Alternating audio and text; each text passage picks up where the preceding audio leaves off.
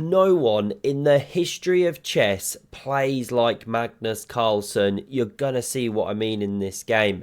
Even the engines don't understand this human, unique way of thinking. Let's check it out. Going pawn e4 was Nodebek Abdusatorov, incredible youngster. This was at the World Teams Blitz and Rapid Championship couple months back in 26. Magnus plays the Sicilian defence. It was the knockout stages, business end of the tournament, and he goes for a hyper accelerated dragon. This is a rare bird at the top level. Many amateurs actually breathe fire at this moment, flap their wings a little bit. It's not uncommon in many chess halls and schools.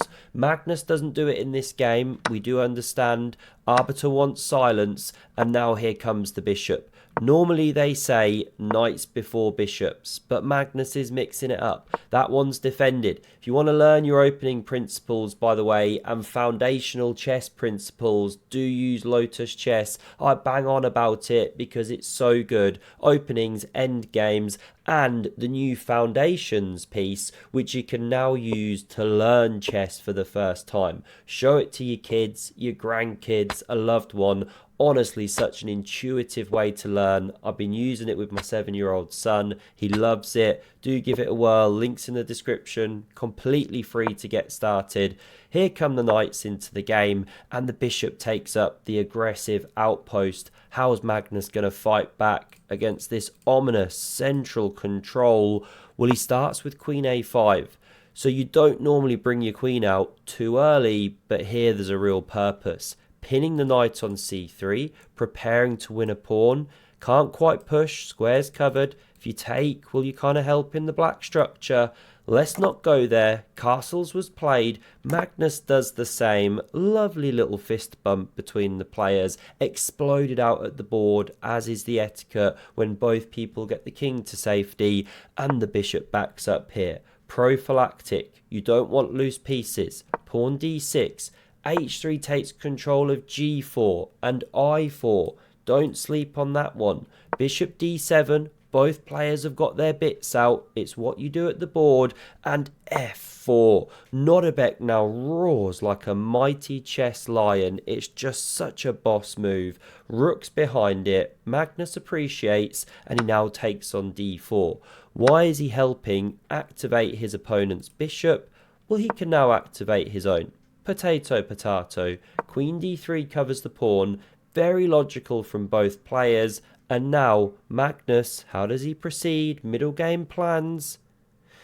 He takes a step back here.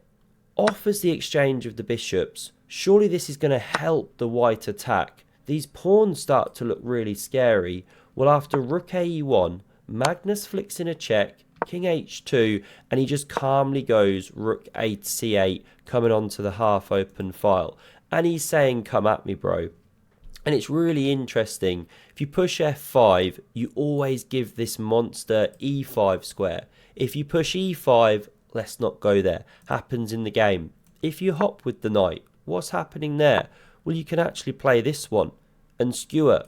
And if c4 takes, you're winning a pawn in this line. Yes, you're losing this one, but you're winning back this one. It's black ahead by a pawn and more active pieces. Just one sample of how tricky it is to play against Magnus. Nodebek starts with queen g3, eyeing up the king here, also preparing f5 stuff with no knight e5. Magnus starts the queenside counterplay, b4 on the way, and so Nodebek says, let's go. We're going to throw the kitchen sink. It's blitz chess, and he punches through the centre with that pawn. It's a sacrifice. He then pushes f5. Now this gets the question mark, but it's very thematic, because now the knight can't jump to e5, as would be the case if you'd immediately pushed f5. And you've vacated the e4 square. Imagine a knight landing there one day, or a rook pivoting into the attack. How does Magnus respond? He goes pawn a5. Classic chess here. If you're being met with a threat there, then you try and counter there. Distract the army. a4 is now played. Magnus takes. Knight recaptures here, and he goes for the cool and calm queen b4. No coincidence that he's having fun on these dark squares here. all of these. There's no dark squared bishop. So this is the complex he's working with. Knight's about to drop off. So we see rook a1 covering. Magnus now rotates the knight in. Please excuse my voice. Mum's 60th birthday yesterday. We had a bit of a do. Too much singing. Magnus now given a pawn here. He's not singing right now, but he is happy. Because although he's given back the pawn at this stage, it now allows him to activate his pieces. This is so instructive, so Magnus. I'd be looking at activating the rook or something. That's the engine's favourite move, but Magnus goes. Queen e4, course he does. Loves offering a queen exchange. Nodebek declines. We know Magnus is going to want to grind you like a grandma. All endgame. So he plays queen g3. He wants to keep generating the attack.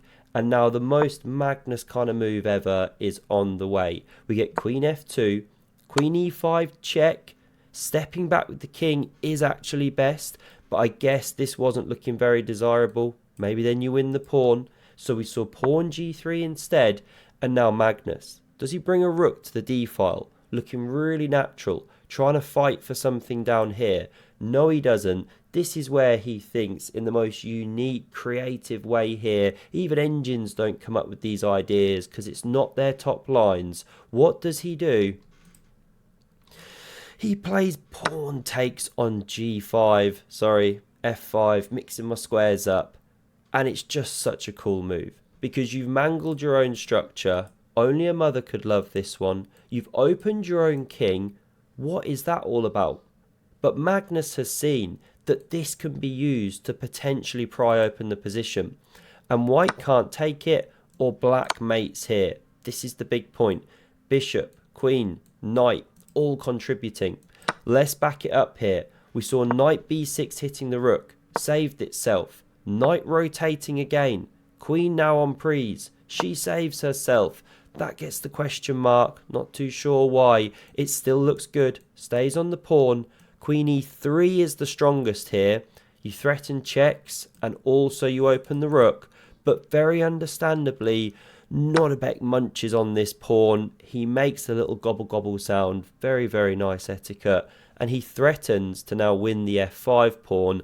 And he x-ray attacks this knight. Remember that.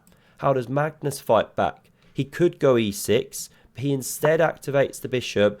Love this move. You'd love to go knight d2. Try and get rid of that one. Maybe rotate. But if you do, there's tactics. The rook can actually take. Distracts the queen. If you can imagine that line. And then the queen's crashing through here. So you have to be careful. Nodebek plays rook c5. Rook a7 was a bit stronger. But this is the game. Queen d7 in response. Dominating the d-file, even though the pressure's been taken off here, and now things really sharpen up. They're playing on seconds. It's an incredible battle. Nodebek now takes the bull by the horns and plays pawn g4. Such an exciting position, going for the counter-attack on Magnus's king. You can't take, or your knight's going to drop. How to play? Magnus backs off. It's the best move, and if you continue with g5, well, the knight just bounces back and black is chilling. You've just weakened your own king, lifted the kilt, and you're not actually getting at the black king. So that's why we see takes. Now queen e3 was preferred, a more subtle move. This is how the game went though. Magnus now finds the excellent response. King h8. I just love this entire concept of opening the G line, now moving the king back. You should really challenge for the file here, but still black is better, but it's not played. Nodebek cracks under the pressure of this unusual, chaotic position. He brings the queen forward into f4, looks nice, protects the king, prepares rook c7, but now there's a killer response. It starts with rook g8. It takes the open file. It threatens this bishop g2, rook g2 convergence stuff. King's in all sorts of bother here. And if you try and play rook g1, let's say, to now challenge the file, many good moves, but this is the most swashbuckling. Queen d1. You can actually sacrifice to then bring in the rook, kick the king down and shut the trap on the king like this. That's a mate. So you suddenly just can't challenge for the file. We saw knight e3 played to cover the g2 square, but this interrupts the queen's connection with d2. Magnus slams down queen d2 check. The rook steps up. It looks like you've got everything covered, but what's the killer idea now? It's queen c1. And I didn't actually look into why c1 and not e1, but let's forget the subtleties. This is the strongest move. You threaten two checkmates on two different squares. So difficult to fight against it all.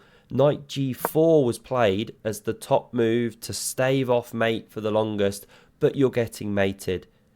It starts with queen h1 check. The king's driven up, flushed out now from the hole, like poop from the River Seine, in readiness for the Olympics. Now knight h4 check, knight h5, all over the place today, and here we see resigns. You're losing the queen, and even more than that, you get mated pretty fast in many of these lines. Here's a quick sample. Wonderful game by Magnus, unique, creative. Hope you enjoyed it as much as I did. Do check out Lotus Chess, especially the Foundations piece. If you know anyone getting into chess, get them on that. They'll love it. And have a look at the video on screen if you want to see another incredible game of Magnus Carlsen. Thanks very much for watching and see you soon. Cheers.